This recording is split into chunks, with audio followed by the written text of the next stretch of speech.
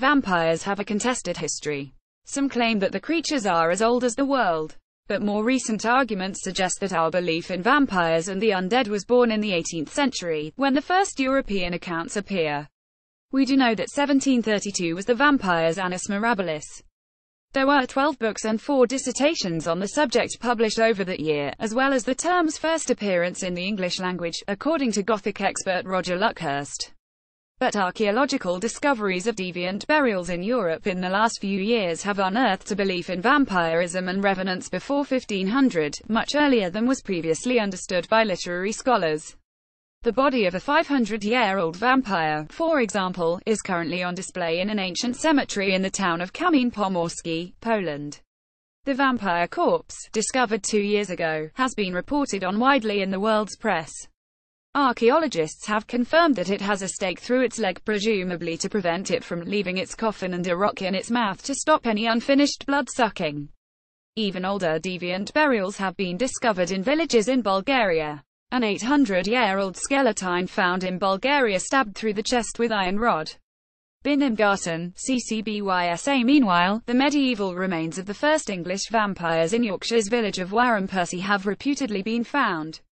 The inhabitants who fled the village in 1500 showed widespread belief in the undead returning as revenants or reanimated corpses. They fought back against the risk of vampire attacks and showed a medieval belief in an English zombie apocalypse, an episode that would not be out of place in a scene from The Walking Dead. So some form of vampire was evidently believed in throughout much of Europe from the medieval period. But the seductive romantic vampire does not leave his calling card in polite society in London until 1819, when the first fictional vampire, the satanic Lord Riven, is born in a story by John Polidori.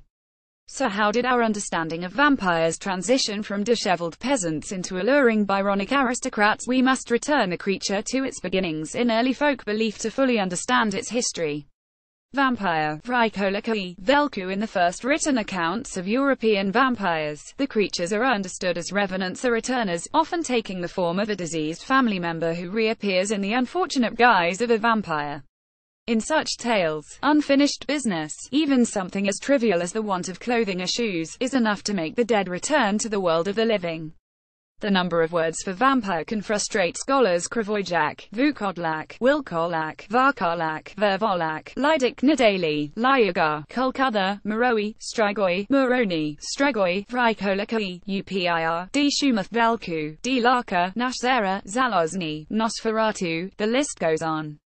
The Oxford English Dictionary takes 7 pages to define a vampire, but the earliest entry, of 1734, is of most interest here. These vampires are supposed to be the bodies of deceased persons, animated by evil spirits, which come out of the graves in the night time, suck the blood of many of the living and thereby destroy them.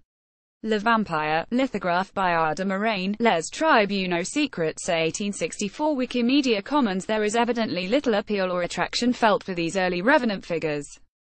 Unlike the English aristocratic vampire, modelled on Lord Byron, these early folkloric vampires are peasants and tend to appear en masse like modern-day zombies. Agnes Murgatka explored this folk belief further. She argued in 1926 that the journey from death to the afterlife is perilous. In Romanian belief, it took 40 days for the soul of the deceased to enter paradise. In some cases, it was thought that it lingered for years, and during this time there are a myriad of ways that deceased family members can succumb to vampirism. It was thought that dying unmarried, unforgiven by one's parents, through suicide or being murdered could all lead to a person returning as a vampire. Events after death could also have the same effect. Beware breezes blowing across corpses before burial, dogs or cats walking over coffins, or leaving a mirror or soul trap not turned to the wall at this precarious time. Entering literary spheres. It was a treatise written in 1746 by the French monk Antoine Augustin Calmet that famously gave British writers access to a number of encounters with vampires. Calmet took inspiration from Joseph Pitton de Tournefort, a botanizing man of science, who had earlier claimed to have come face to face with a plague of blood-sucking vampires in Mykonos in 1702. His account was still being read in 1741. 3 decades after Tournefort's encounter, the London Journal of 1732 reported some inquiries into vampires at Madrigal in Hungary, a story later referred to by John Polidori. Greece and Hungary feature prominently in these early accounts, and this is mirrored in Romantic literature. Lord Byron, for example, makes Greece the setting of his unfinished vampire story, A Fragment, 1819. But it was Polidori who was responsible for the vampire's English pedigree and its elevation of social rank. There seems never to have been an urban, nor an educated bourgeois bloodsucker prior to the vampire 1819.